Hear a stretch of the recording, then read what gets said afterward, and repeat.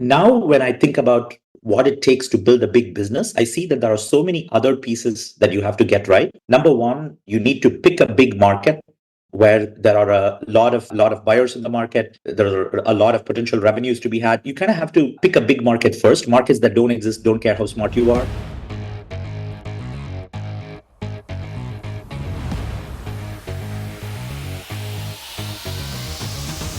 Good morning, good afternoon, or good evening, depending on where you're listening. Welcome to AI and the Future of Work, episode 280. I'm your host, Dan Turchin, CEO of PeopleRain, the AI platform for IT and HR employee service. We learn from AI thought leaders weekly on this show. And of course, the added bonus, you get one AI fun fact each week. Today's fun fact is particularly relevant to today's discussion. Charlotte Litton writes at BBC.com that AI hiring tools may be filtering out the best job applicants. A 2023 IBM survey of more than 8,500 global professionals showed 42% of companies were using AI screening to improve recruiting and human resources. Another 40% of respondents were considering integrating similar technologies. Body language analysis, vocal assessments, gamified tests, CV scans. Those are some of the tools that companies use to screen candidates with AI. Many leaders across the corporate world hope AI recruiting will end biases that are inherent in the traditional hiring process. Yet in some cases, the opposite can happen as well. It's important to get this right, says Sandra Wachter, professor of technology and regulation at the University of Oxford's Internet Institute. Having AI that is unbiased and fair is not only the ethical and legally necessary thing to do, it's also something that makes a company more profitable. There's a very clear opportunity to allow AI to be applied in a way so it makes fair and more equitable hiring decisions. That, again, is from Professor Wachter. As always, we'll link to the full article in today's show notes, a fascinating topic that we've had many fascinating discussions about. But now shifting to today's conversation. Jonathan Siddharth is the visionary leader behind Turing, the unicorn AI juggernaut that powers technical recruiting for more than 900 companies, including Pepsi, Dell, Disney, Red Bull, and the list goes on. Turing was most recently valued at $4 billion, has raised more than $140 million, and is backed by some incredible investors, including Westbridge Capital, Foundation Capital. We've had Ashu and Joanne from Foundation on this podcast, as well as others. Jonathan's a repeat entrepreneur who received his master's in computer science at Stanford and was a board member at Quora. Without further ado, Jonathan, it's my pleasure to welcome you to AI and the Future of Work. Let's kick things off by having you share a bit more about your background and how you got into the space. Hi, Dan, and it's great to be here. Thank you for having me. I'm Jonathan Siddharth, CEO and co-founder at Turing. And Dan, as you mentioned, I've just been excited about AI right from I would say freshman year in college. I got into AI when I was just fascinated by, I think, the science fiction lure of having an intelligent assistant that could amplify human productivity. And at the time, before I formally studied machine learning, AI, and all of these different fields, I was just fascinated by neural networks because I thought it sounded cool, and I thought it was the biological inspiration was interesting to see if we could somehow build something that worked like the brain.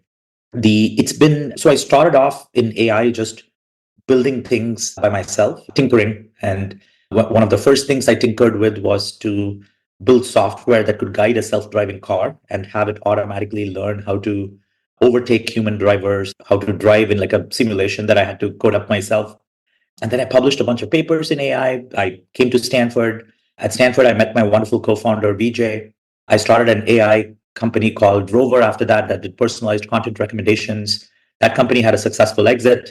And then Turing was company number 2, where I again teamed up with my co-founder, Vijay. Turing's just growing super fast. Like we have a great team at Turing that's making all of this possible. And my journey, Dan, has been interesting where I started off by wanting to be an AI researcher. So I was much more of a scientist when I was at Stanford. Like I was interested in AI algorithms that could build a smarter Google, like better search, better recommendations. I was naive enough to think at the time that I could build a company that could be bigger than Google at search. And at the time, I feel like this was the mid 2000s. I think there were a lot of companies still competing with Google on core search. So I started the company, raised some capital. Eventually, the company had a good acquisition, but that was a good journey. So I kind of had this evolution from scientist, engineer to a CEO over these two companies. And being a founder, you probably know this, is such an incredible journey where you create the company and the company creates you in some ways, right? We are both shaped by that journey. And in my first company, like the first 4 years, I probably made every first time founder mistake that you could make. And the second leg of the journey, like it was about learning from those mistakes, making the changes to make sure the company was successful. And I find myself still learning at Turing. Turing's been such a different journey from my first startup. So my first startup was a 9 year journey, and I'd only raised like about 6 million. So the company was generating revenues and ran pretty lean. Turing, on the other hand, has been a rocket ship, like going from 1 to 100 million in revenues in 3 years, becoming a unicorn in like a little over 3 years, and just growing really fast. And I feel like I'm still the same person, but it felt like in one case, it's like switching from, going from like a Toyota to a Formula One car in like between two companies, and you're still the same person. And it's been fun. So take us back to that Jonathan the Tinker as an undergrad and versus the Jonathan leading a global juggernaut of a company today.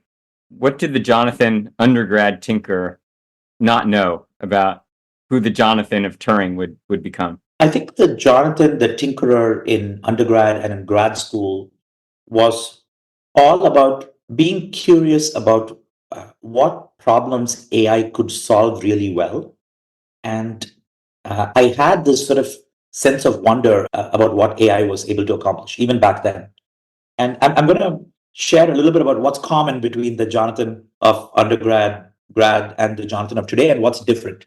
What's common is that same sense of wonder that I had the first time I had to train a reinforcement learning algorithm to balance a pole. Like you had to teach a robot to balance a pole by moving like a cart, and the pole might tip over. So you might have to move this way to catch it, and it might tip over. You have to move this way to catch it. And you train that by teaching the algorithm to do lots and lots of trials and giving it like positive feedback when it does something well, negative feedback when it does something wrong. And the algorithm automatically learns based on the rewards that it's getting how to act. So you don't hard code the rules. The system is learning the rules itself. And I remember like at Stanford, like in my office in the Gates building, I went to sleep coding it up where it was still failing, right? It would try to balance the pole and it would fall down. They would do another trial, it would fall down. And I think it was like 2 a.m. or 3 a.m. And I'd gone to sleep at that time. And then I woke up at like 8 a.m. to get down, go to class, like downstairs in the Gates building. And when I woke up on my computer, it was like balancing it perfectly. And at night, while I was sleeping, like it was like making all of these different trial and error experiments. And when I woke up, it was like balancing it like that, right? And I could not balance it like that. Like you need incredible reflexes to move it left and right to do it. And I remember that feeling that I had at that time. Wow, this is so cool. Like I set up the environment, but I did not teach it how to behave. And in AI, that's the cool thing. You have these jaw-dropping moments that you don't get in other problems in computer science, like which are much more deterministic. You code the algorithm, you know that with this input, here's the logic, this is the expected output. You kind of know what you're going to get. But with machine learning and AI, that's the magic of it, like where you give an algorithm like this training set of inputs and outputs, and it builds this model, this generalized model. And now when it sees unknown inputs, it knows what to do. And that's what fascinated me about AI at the start, that non-determinism, that sort of intelligence that you can imbue into a machine just by giving it raw data and it's building the model. And I feel like even today, I still have that sense of, I'm amazed by that sense of magic. Like today, these days, I don't get to code as much as I would have liked to, but I code on nights and weekends, like just for fun, like to build certain systems, particularly in Gen AI and with LLMs. And I still get that same sort of sense of goosebumps sometimes. Wow, this is cool. And it's going to change the world. It's going to amplify human productivity. and it's going to be game changing. So that's the thing that's the same. I still love coding. I still love the magic that AI sometimes brings to the world with specific products. What's different is I think the Jonathan in grad school and undergrad probably I used to think about when you build a company, like the most important thing that you need is to, when I would think about what's a good company to start, the way I thought about it was the what's a problem that I am uniquely good at solving that I could code up and win on, let's call it pure algorithmic innovation. So my first startup was like that. It was a personalized search and recommender company. And I started the company just assuming, okay, with a better algorithm, we could out Google a Google, right? Now, when I think about what it takes to build a big business, I see that there are so many other pieces that you have to get right. Number one, you need to pick a big market where there are a lot of buyers in the market. There are a lot of potential revenues to be had. You kind of have to pick a big market first. Markets that don't exist don't care how smart you are. I think Market Reason said that. So that's number one. And then you have to, even though you picked a big market, you have to pick a small slice of that market to start with first and utterly dominate. So that's kind of the Peter Thiel 0 to 1 principle. So that market sizing is so important. And second, I now think in terms of what I would call active blind spot monitoring. In my first company, the way I would think about company building is, hey, what's the product that we can build? Does it solve these customers' needs? Then let's build it. But now I think about what's the product that we are not building? Who are the team members that we don't have today? If we're about to launch something, we think about if for some reason this fails in the first year, what are the most reasons? What are the most likely reasons? And how do we mitigate those risks? Instead of thinking of the set, I also think of the complement of the set now. And I think that that's really important. And the third is, I think you have to really be good at recruiting great people, building a great team, and building good systems, building a great culture to make sure that people can do their best work. And I think I have a much richer appreciation for leadership, for the importance of leadership, culture, management than I did when I was in undergrad. I think the myth that gets told is, oh, two guys came up with the PageRank algorithm and suddenly there's Google, right? But no, there's a lot of work that goes into it. And I think when you're sort of in school, you kind of miss all of that. And so that's the difference. I think the importance of market and the importance of building a high performance organization and are very important that I didn't fully appreciate back then. The one thing I did have in common with me from a couple of decades back is I was always driven by continuous improvement. And this again came from my machine learning roots. In machine learning, you kind of train an algorithm to improve epoch over epoch to minimize a certain loss function, right? If you imagine like gradient descent or some other algorithm, like every epoch you're trying to get better at making sure that you can do well on the training set. So I think about every day how I can be better the next day. So I have a list of things that I'm always working on to make myself better. So every day I go to sleep, I want to wake up a little bit smarter, a little better on certain areas that I've identified as my areas for growth. And I think it compounds. I literally have an app on my phone where I track, did I work on my own self-improvement today? Jonathan, I've asked that question hundreds of times. That's the most human, authentic answer I've heard. It was just thank you for taking us on that journey. Now, I'm going to guess, based on the fact that it took you and I almost a year to get this one calendared, that when you look at your schedule for the day, it's filled with a lot of things that don't involve tinkering. What's the skill for you, being first a leader and a manager and a CEO, that has been the hardest to cultivate? The skill that's the hardest to cultivate. I think I'll talk about the skills that are hardest to cultivate, and I'll also talk about the skills that are relatively easy to cultivate but don't seem obvious to cultivate, so people may not know to cultivate them. I think the hardest thing to cultivate is being able to push the company with an uncomfortable sense of urgency. Like I call it a maniacal sense of urgency. Like I want Turing to operate with a maniacal sense of urgency, which means we don't plan in quarters and months. We want things in days and weeks. Pushing that sense of urgency where people will complain and certain folks will complain. You'll hear the inevitable sort of backlash at times that, oh, are we moving too fast? Like maybe we should think things through. But I think speed wins in startups and companies. Speed wins. If you look at kind of how Elon operates, Tesla, SpaceX, etc., it's an uncomfortable sense of urgency, a maniacal sense of urgency, crazy deadlines. I think that's like a hard skill to cultivate because it means making yourself uncomfortable, making your teams uncomfortable, making your organization, putting it in a little bit of a state of edge, right? And there's a little more stress in the system. And you kind of have to have a pretty high pain threshold in some ways to be able to do that, both to yourself and to you are the organization in some ways, like your psyche is that. I think that's a hard skill to cultivate to really push for urgency every minute, every meeting, every day. Where when somebody is saying this will take 3 weeks, asking them, what can we do today to take a step forward in that? What can we do right now? Right? Like to take a step forward. And usually there are things you can do right now. And so the first thing that's important but difficult to cultivate is a maniacal sense of urgency, both for yourself and the organization. That's number one. The second thing that I think a lot of founders, CEOs probably find hard is, because it's a very unnatural thing, it's that you should be very comfortable not being liked potentially with certain decisions, right? Your decisions should be based on what's best for the customer. What's best for the customer is what's best for the business. And I think just operating with that, with a mindset of keeping the customer first. And oftentimes, like in business, there will always be easier decisions, path of low resistance decisions. It's not comfortable to have a vigorous debate with someone about a product direction or like a strategy direction. It's easier to just nod your head and go along if it's okay. So I want to create a culture at Turing where people feel okay debating, disagreeing, and generally not being, it's okay to not be liked. It's more important to be respected and making sure you're making the right decisions.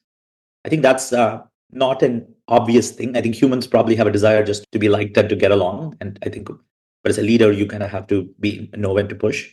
That's the second thing that's kind of difficult. If I think about what's the third that's difficult to cultivate, it's not difficult, but I think like for most CEOs, I think you kind of need to. I always think of this trifecta of technology, business, and people. You kind of have to be good at all three, particularly if you're the CEO, technology, business, and people. You have to know the technology well enough to be able to solve the problem better for your customers than anybody else. You have to be good at business to make sure that you can build a valuable company that's valued highly by investors and others. And you have to be good at people, like relationships, sales, recruiting, things like that. So technology, business, people, you kind of need that trifecta. And if you're not good at any one, like you have to, I think it's tough. I think you kind of have those. That's the piece. I'll say one easy thing, Dan, which is important that every CEO, I think exec should do, is do a time audit and a calendar audit. So what I do every week is I make a list of things that I want to get done next week. And they're organized in 3 to 4 buckets in terms of the main areas of importance for the company. And I literally make a list of things of what do I want to get done next week. And then I make sure that my calendar matches up with those priorities. So I don't follow my calendar follows my priorities. And then at the end of the week, I get to strike off and I get a nice endorphin rush. Oh, I worked on these and I got this done. So my tagline, again, it's a little bit inspired by yeah. But my tagline for both of those is, what did I get done last week, and what am I going to get done next week? And I have that same format that I share with my exec team as well. My exec team fills out, what did I get done last week? What will I get done next week? And that makes sure that you're kind of working on whatever creates the most business value for the company at all times, and you're not being reactive. Jonathan, you mentioned the Mark Andreessen quote about markets and market sizing. Be curious to know, when you stumbled upon recruiting as the problem that you picked to solve at Turing, and you were thinking about that as potentially being ripe for disruption using AI, what about that market got you excited? Yeah. So Turing's mission, Dan, is to use AI to unleash the world's untapped human potential. And the way we are doing that is by building the world's first AI-powered tech services company. So Turing is an AI-powered tech services company. Imagine Accenture, TCS, Wipro, Infosys, Cognizant, etc. That's the traditional tech services company. They do manual sourcing of talent, manual vetting of talent, manual coding and delivery.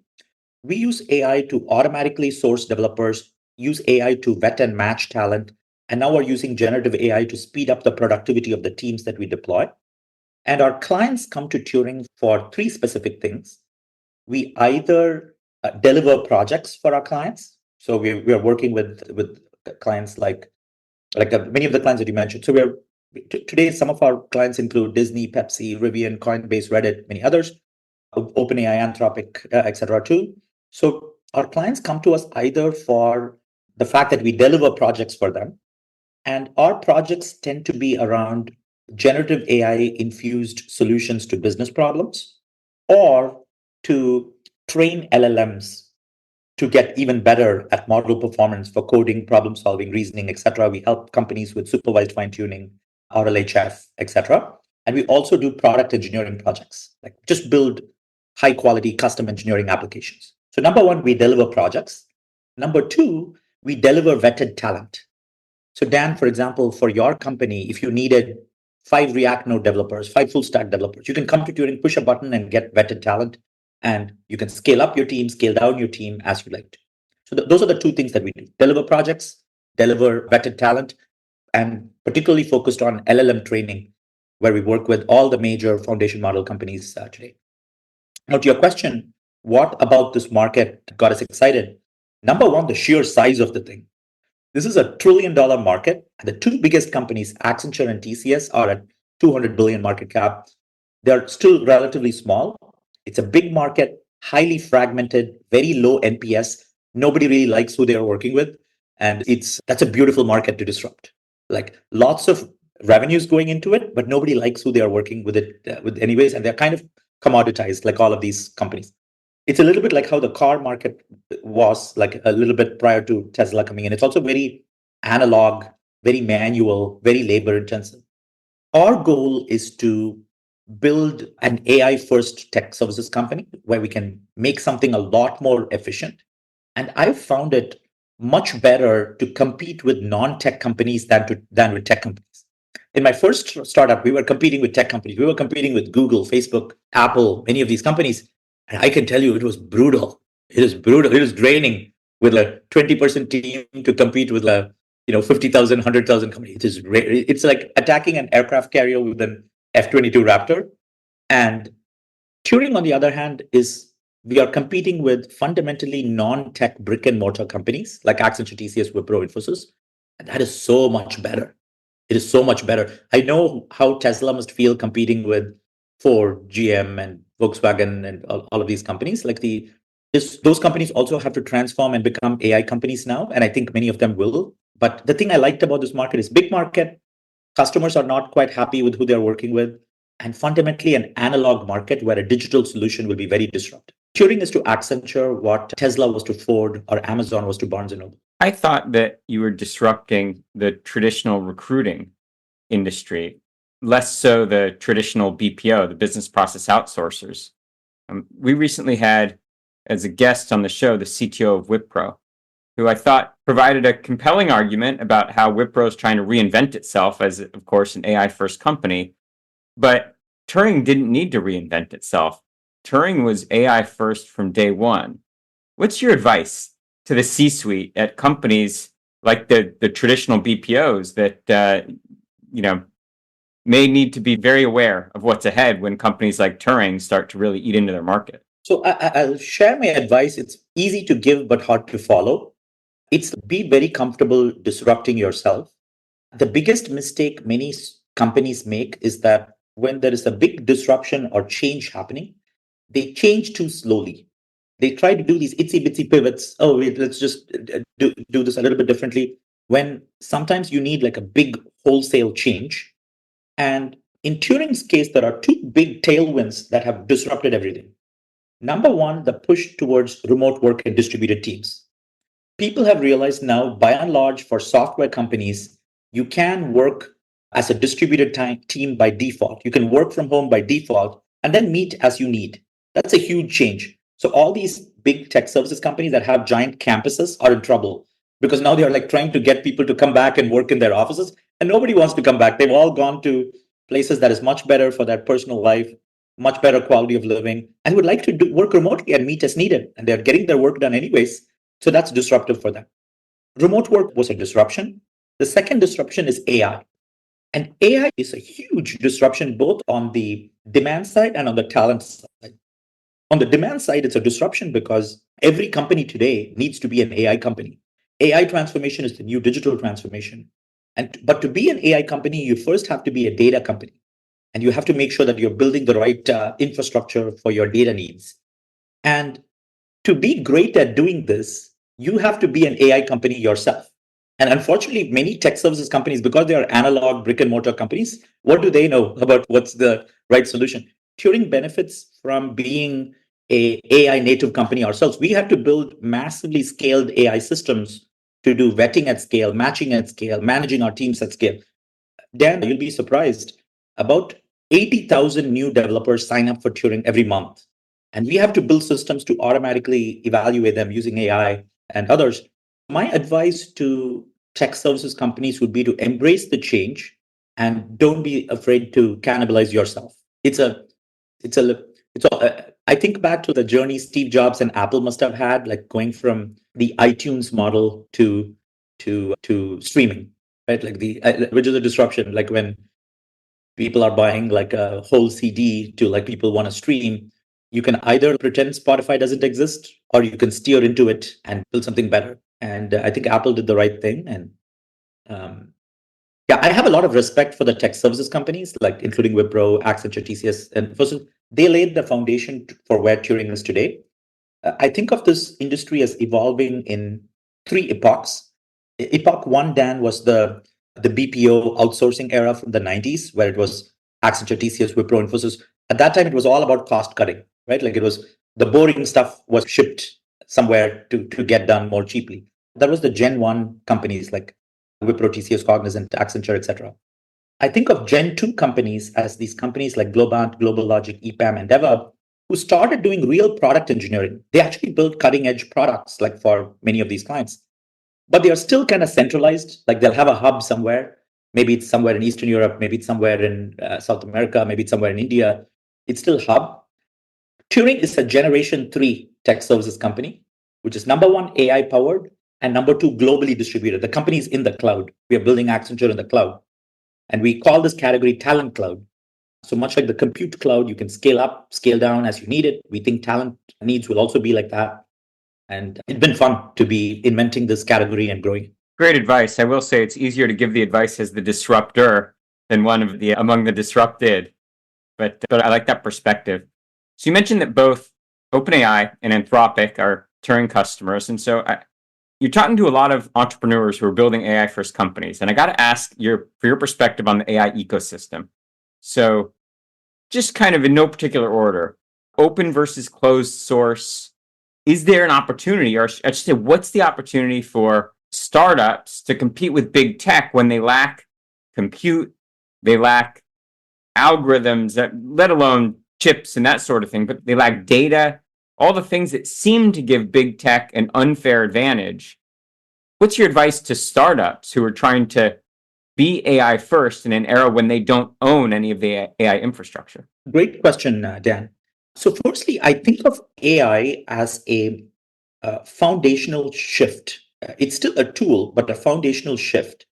And in my mind, there were three foundational shifts that I can think of. The rise of the personal computer was a foundational shift, insane productivity boost, right? And it enabled all sorts of applications to be built on top.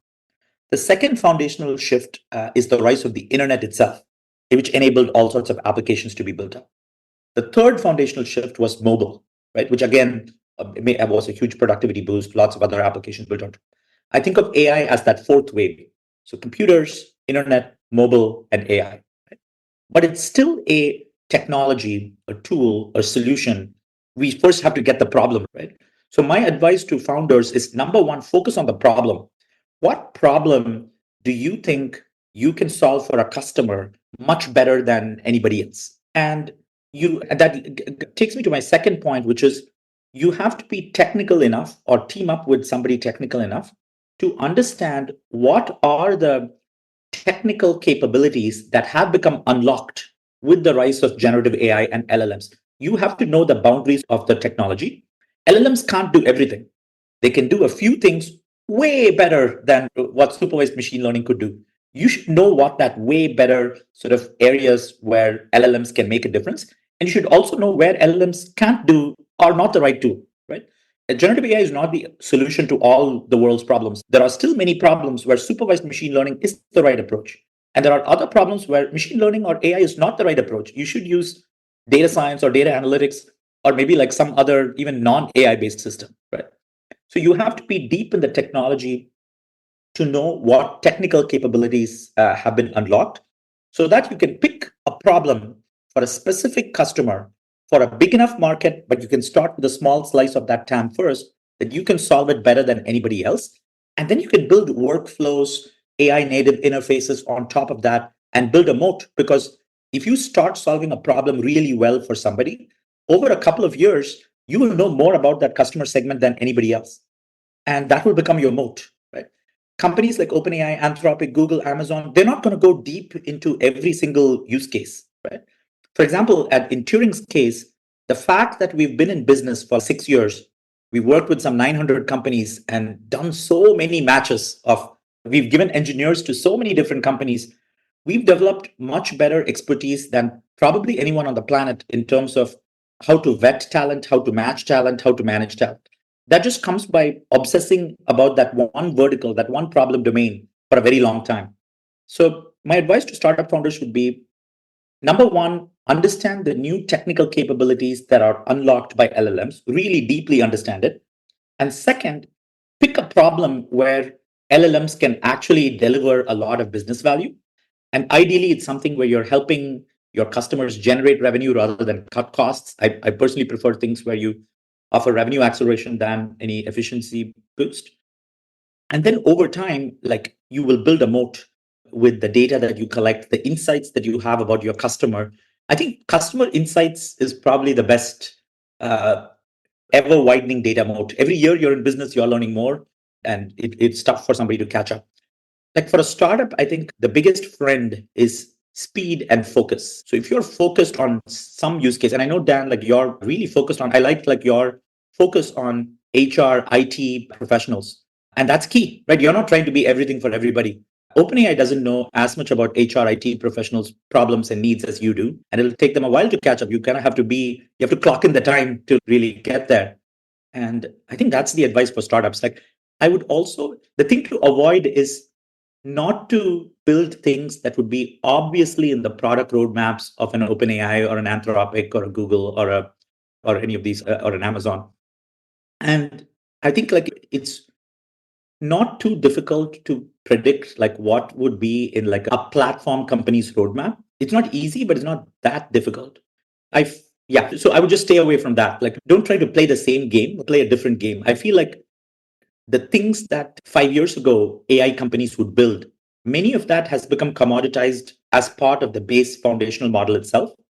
5 years ago, if you were like, you had to build your own systems for question answering, classification, sentiment analysis, information extraction, machine translation, stuff like that. Now you get that out of the box. It's like part of the giant brain that OpenAI, Anthropic, Google, all these companies have trained. So don't do that. Don't try to make a better version of a model. Like I guess if there's one piece of advice, I would say maybe not to compete at the base model level, like the LLM, the foundational model level, but really pick something that's more specific for a specific vertical, a specific customer type, and build custom workflows. I think the thing we haven't seen yet is more AI native user interfaces. I think interfaces are going to become much more conversational, both in terms of text as well as audio and video. And that's going to change the way we interact. Like today, most user interfaces are still designed for the graphical user interface, like the point and click and keyboard based entry. I think we are going to shift to a more conversational interface. I think in the future, a software engineer is going to code in conversation with their IDE. They're going to be like, hey, I wonder what this piece of code does. And the machine will explain it. And hey, can you give me a subroutine that does this? And it'll give you something and you'll work on. Can you generate some test cases for this? So it's going to be wonderful. Like the era of AI is just getting started. And I think there's plenty of green space for founders of startups as well as big enterprise companies to unlock crazy amounts of business value. The thing I'm excited about, Dan, is my team and I spend time with like Fortune 100, Fortune 500 companies and try to understand what business problems can be solved with Gen AI. And there are so many use cases to do things so much better than before. And I think we are still at like less than 1% of the way in terms of value unlocked. Great advice. Good insights. Hey, Jonathan, unbelievably, we're about out of time. But before I let you off the hot seat, I saw in an X post that you're launching an event series, AGI Icons, and I think you've got a special guest who's going to join you. Maybe tell us a little bit about some of the thought leadership and about the event series. Thank you, Dan. Yes, we are launching a very special event called AGI Icons. And for the inaugural event in the series, we have Sam Altman, CEO and co-founder of OpenAI, to come share his vision for AGI. I'm a huge fan of Sam, OpenAI, and all the incredible work that they've done to spark the Gen AI revolution with ChatGPT, and prior to that with DALL-E and many other wonderful tools.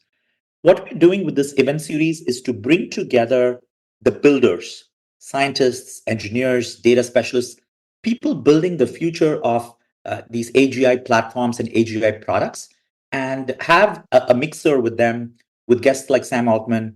So I'm going to be doing a fireside chat with Sam, and we'll also have a lot of time for people to meet each other in San Francisco. And San Francisco is becoming kind of the epicenter for AI. And it's exciting to see like the talent density in San Francisco. So we're bringing people together. As you know, Dan, we also offer this. One of the projects that we are known for is to help foundation model companies with LLM training. So we help these companies improve their model performance for coding, reasoning, problem solving by helping them with both supervised fine tuning and RLHF. We help them run a fully managed team where we work closely with their research team to do that. And we'll have more to share about that as well. But I'm excited for that event. I think that's going to be fun. And if you're an AI scientist, if you're an AI engineer, researcher, or data specialist, do email us at events@turing.com, or you can sign up at turing.com and check us out for either our LLM training solution, or if you're a CIO of a CIO, CTO, VP of engineering, and you want to think about how Gen AI can help solve your business problems, your product roadmap opportunities, come talk to us. We can help you build it. And of course, if you need talent, you can come to Turing. And we have 3 million software engineers on the platform, like across every role, tech stack, seniority level you can imagine. We are the largest developer-focused talent cloud. So you can also go to turing.com and get talent from us. So we deliver projects and we deliver vetted talent. And with a special focus on Gen AI and LLM training. Jonathan, brilliant. Congrats on an amazing journey. I know you're just getting started, but this was a lot of fun, and I'd love to have you back sometime. I know we were just getting started with this conversation. I'd be delighted to. This was a fun conversation. Thank you so much, Dan.